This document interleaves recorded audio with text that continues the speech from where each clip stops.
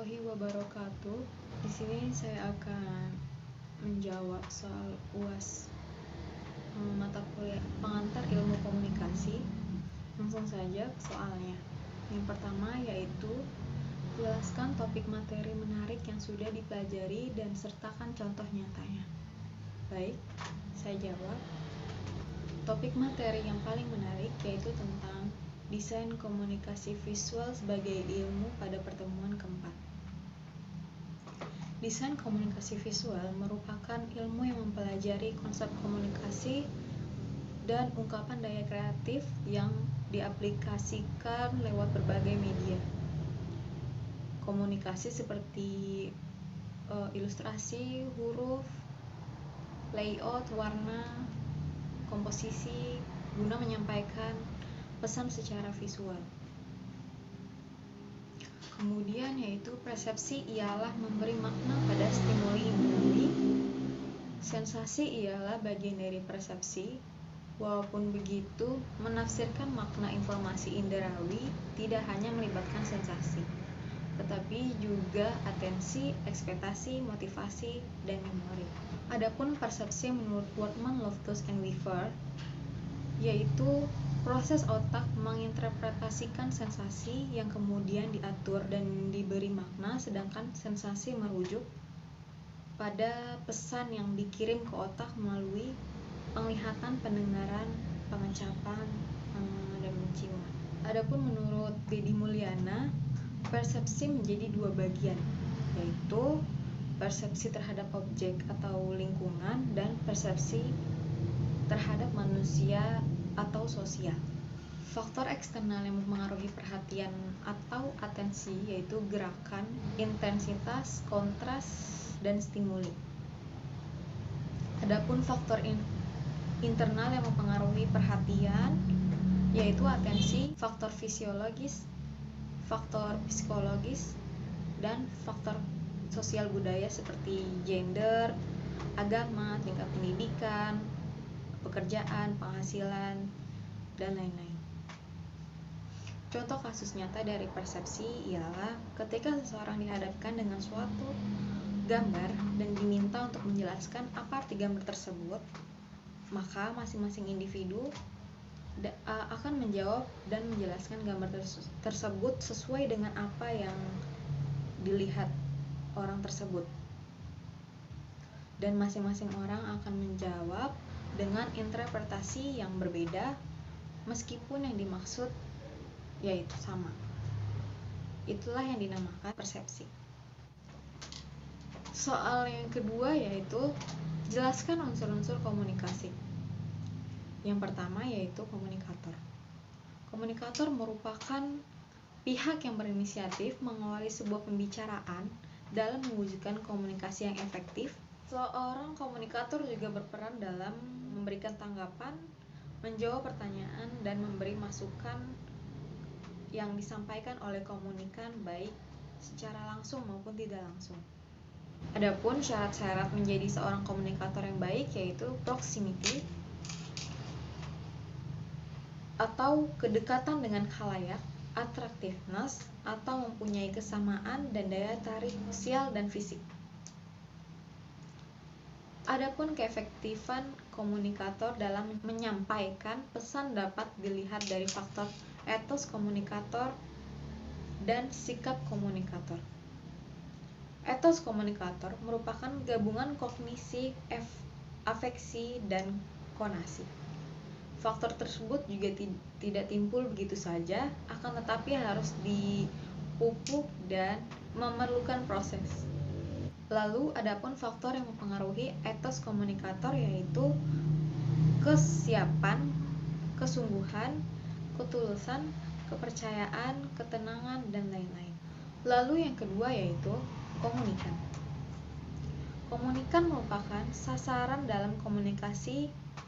Penerimanya juga bisa disebut sebagai publik, khalayak, masyarakat, dan lain-lain. Lalu ada pula jenis-jenis khalayak berdasarkan fungsi khalayak, yaitu khalayak sebagai pesan, khalayak sebagai partner dialog, khalayak sebagai klien. Menurut Ruben and Stewart, hal-hal yang mempengaruhi audiens, yaitu kebutuhan atau motivasi mereka terhadap pesan. Tujuan khalayak menerima pesan yaitu untuk bisa merumuskan strategi komunikasi yang tepat. Maka sangat penting untuk mengenal khalayak. Kemudian yang ketiga yaitu pesan. Pesan dibagi menjadi dua jenis, yaitu pesan verbal dan pesan nonverbal. Pesan verbal adalah semua jenis simbol yang menggunakan satu kata atau lebih. Komunikasi bahasa sebagai lambang verbal paling banyak dan paling sering digunakan. Lalu pesan nonverbal ialah lambang yang dipergunakan dalam komunikasi seperti gambar, artefak, serta bau-bauan. Pentingnya pesan nonverbal yaitu gambar dapat dipergunakan untuk menyatakan sesuatu, pikiran atau perasaan. Dalam hal tertentu, gambar bisa lebih efektif daripada bahasa. Lalu yang keempat yaitu media. Media komunikasi adalah alat perantara saluran atau sarana yang digunakan untuk menyampaikan pesan kepada khalayak. Sejarah perkembangan media pun dimulai pada manusia purba dan masa bercocok tanam. Kemudian sampai saat ini sudah menggunakan satelit sehingga masyarakat sudah bisa berinteraksi melalui internet. Media memiliki peran penting sebab sebuah media adalah perantara dalam menyampaikan informasi. Yang terakhir yaitu tentang efek komunikasi. Pengaruh komunikasi yang dilakukan secara terencana mempunyai tujuan, yaitu mempengaruhi khalayak atau penerima. Pengaruh atau efek merupakan perbedaan apa yang dipikirkan, dirasakan, dilakukan oleh penerima sebelum atau sesudah menerima pesan. Pengaruh tersebut bisa mencakup banyak hal, tergantung dari komunikator menyampaikan pesan kepada si komunikan. Efek ini juga merupakan saat komunikasi menentukan atau melakukan suatu tindakan dari informasi yang diterimanya. Itu dia penjelasan dari unsur-unsur komunikasi. Lanjut soal nomor 3 yaitu apa yang dipahami terkait hambatan komunikasi. Lalu kaitkan hambatan komunikasi dengan kegiatan belajar mengajar daring yang sudah dilalui saat pandemi ini. Baik.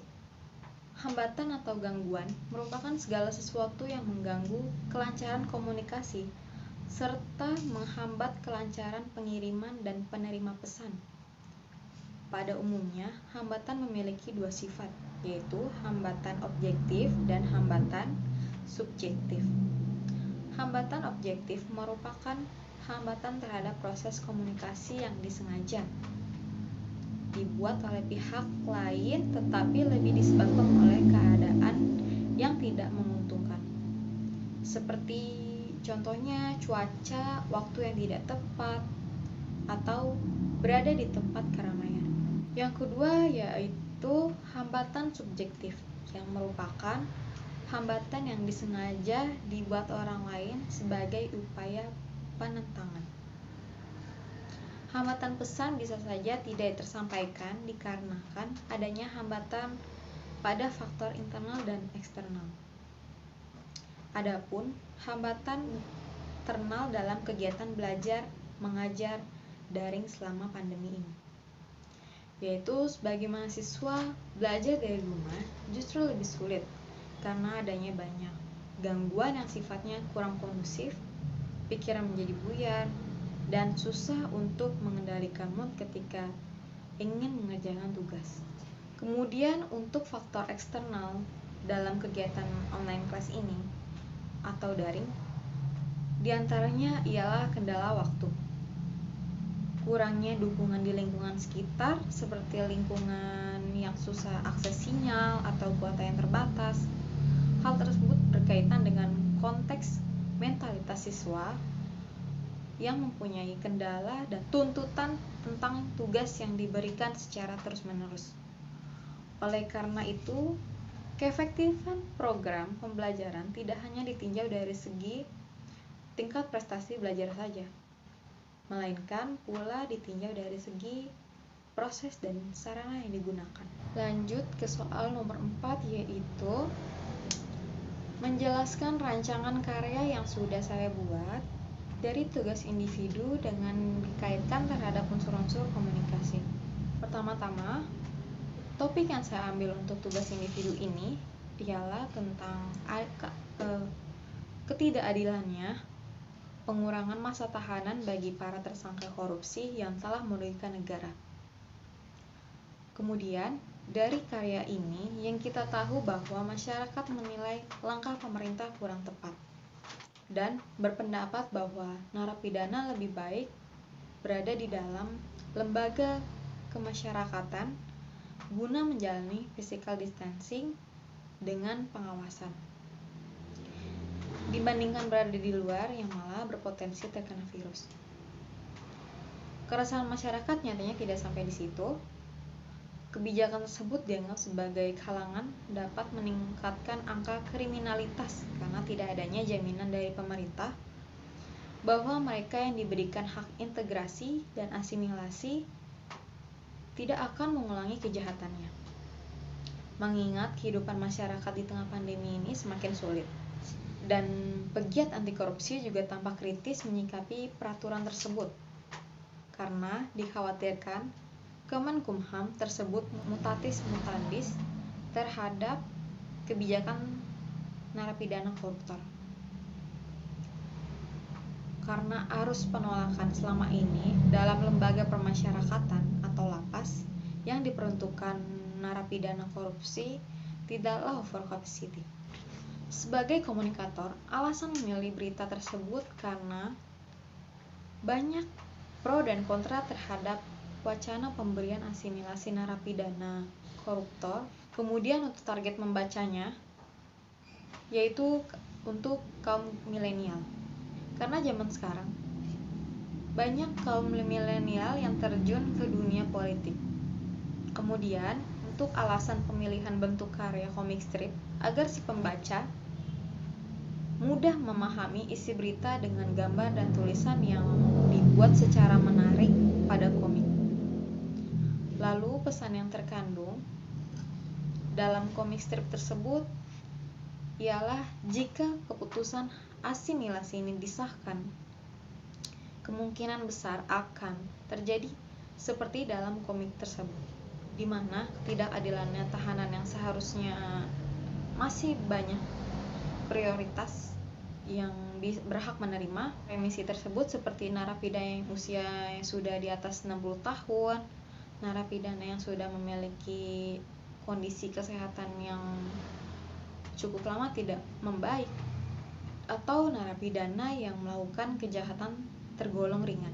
Sedangkan narapidana residivis seperti kasus pembunuhan, perampokan, pemerkosaan, teroris, dan koruptor dan sekali dibebaskan dengan alasan pemberian remisi yang begitu mudah. Karena jika dibebaskan, dikhawatirkan mereka akan mengulangi kembali perbuatan pasca pembebasan dan kembali menjadi predator bagi masyarakat. Sekian presentasi dari saya, kurang lebihnya mohon maaf. Wassalamualaikum warahmatullahi wabarakatuh.